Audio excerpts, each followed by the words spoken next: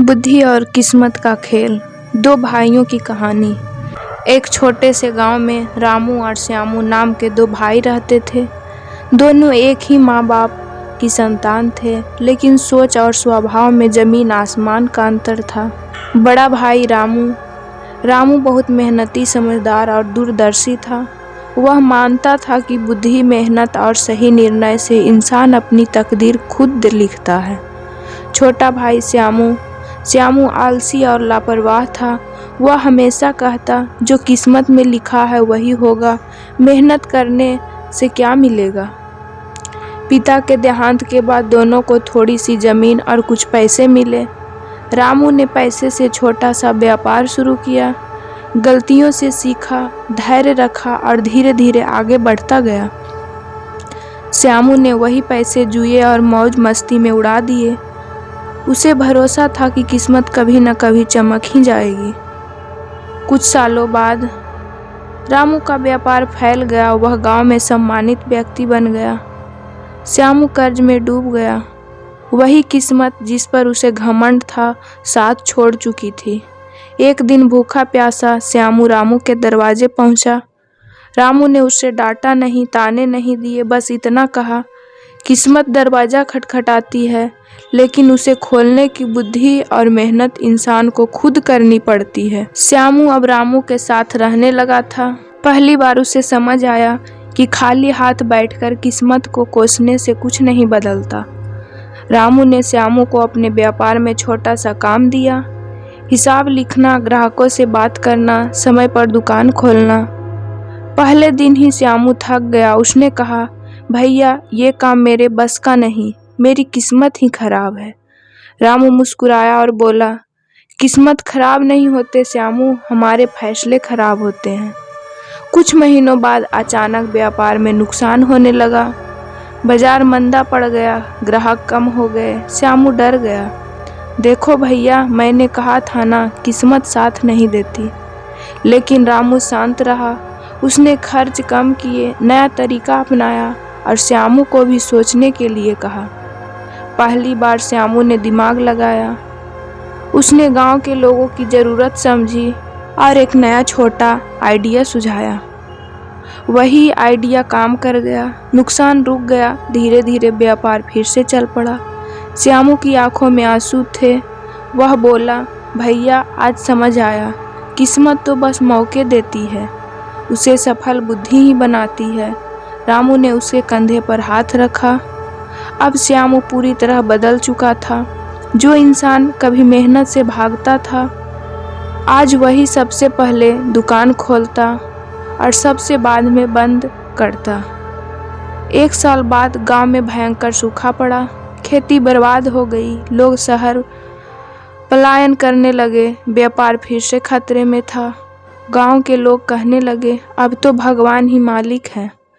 श्यामू के मन में डर आया, लेकिन इस बार वह भागा नहीं। उसने रामू से कहा, भैया अगर किस्मत हमें परख रही है तो हमें भी अपनी बुद्धि दिखानी चाहिए। दोनों भाइयों ने मिलकर सोचा। उन्होंने गांव में ज़रूरत की चीज़ें कम दाम पर उपलब्ध कराने का फैसला किया। अनाज, तेल, नमक और बदले में लोगों से मेहनत या भविष्य की फसल का वादा लिया। लोगों को सहारा मिला और भाइयों पर भरोसा बढ़ा। कुछ महीनों बाद बारिश लौटी, फसल हुई, गांव फिर से हरा भरा हो गया। लोगों ने अपना वादा निभाया। व्यापार पहले से दुगना बढ़ गया। एक दिन गांव के बुजुर्ग ने कहा, आज समझ आया, किस्मत उन्हीं का साथ देती है जो दूसरों की मुश्किल में साथ देते हैं। श्यामू की आंखें भर आई। उसने रामू के पैर छुए और बोला, भैया आज अगर मैं इंसान बना हूँ तो आपकी बुद्धि और विश्वास की वजह से। समय बीतता गया। रामू और श्यामू अब सिर्फ व्यापारी नहीं रहे, वे गांव के मार्गदर्शक बन चुके थे।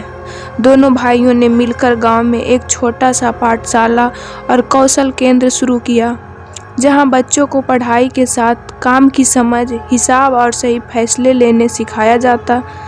श्यामू बच्चों से कहता, मैं किस्मत पर बैठा रहा और हार गया। जब बुद्धि सीखी तभी किस्मत मुस्कुराई।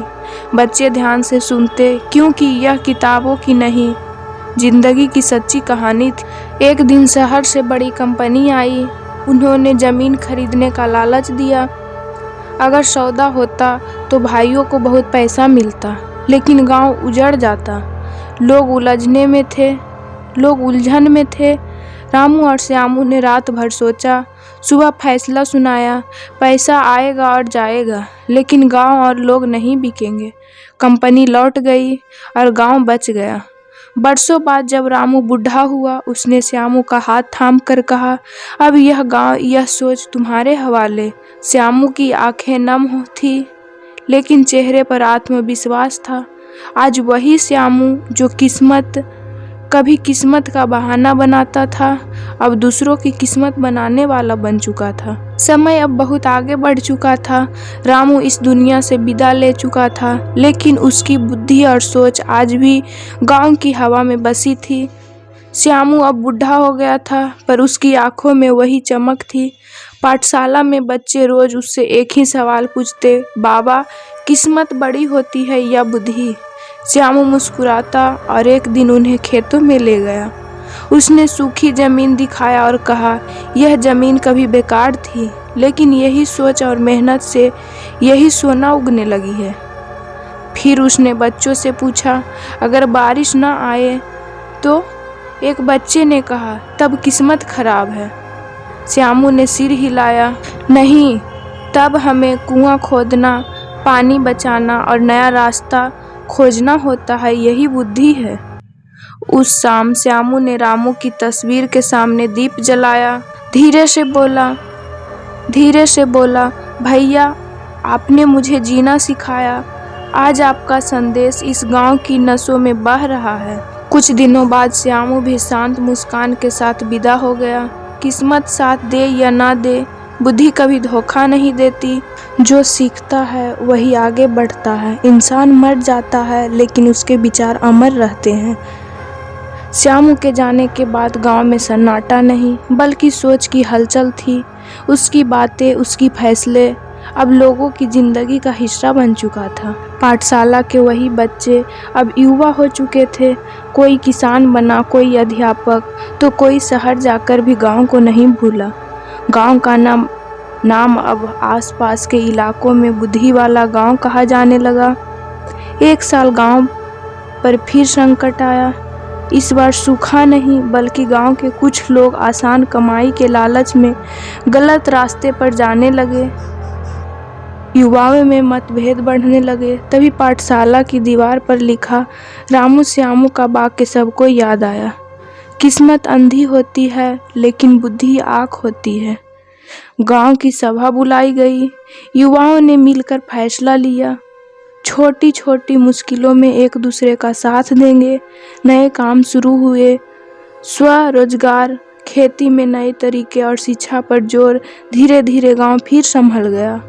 आज गांव के बाहर एक पत्थर पर लिखा है, यह गांव किस्मत से नहीं, बुद्धि और एकता से बना है। जो भी वहां से गुजरता है वह कहानी सुनाता है दो भाइयों की, जिन्होंने सोच बदलकर तकदीर बदल दी। समय ने करवट ली, लेकिन गांव की आत्मा वही रह गई, सोचने वाली, समझने वाली और सही रास्ता चुनने वाली। अब गांव के लोग सिर्फ अपने लिए नहीं, आसपास के गांवों के लिए भी मिसाल बन चुके थे। दूर दूर से लोग आते और पूछते, तुम्हारा गांव इतना आगे कैसे बढ़ गया? गांव के बुजुर्ग मुस्कुरा कर कहते, यहाँ किस्मत की पूजा नहीं होती, यहाँ बुद्धि और मेहनत की इज्जत होती है। पाठशाला में एक नई किताब जोड़ी गई, बुद्धि और किस्मत का खेल, जिसमें रामू और श्यामू की पूरी कहानी लिखी थी। हर साल नए बच्चे उस किताब को पढ़ते और एक सवाल जरूर पूछते, अगर श्यामू न बदलता तो क्या यह सब हो पाता? अध्यापक जवाब देते, बदलाव जब आता है तभी कहानी जन्म लेती है। एक दिन गांव में एक पत्थर का दीप संतव बनाया गया। उस पर सिर्फ एक पंक्ति खुदी थी, किस्मत रास्ता दिखा सकती है, लेकिन चलना बुद्धि को ही पड़ता है। सूरज ढलता है, दीप जलता है और कहानी आगे बढ़ती रहती है। हर उस इंसान में जो सोचना सीख लेता है। इंसान की सबसे बड़ी ताकत उसकी सोच है।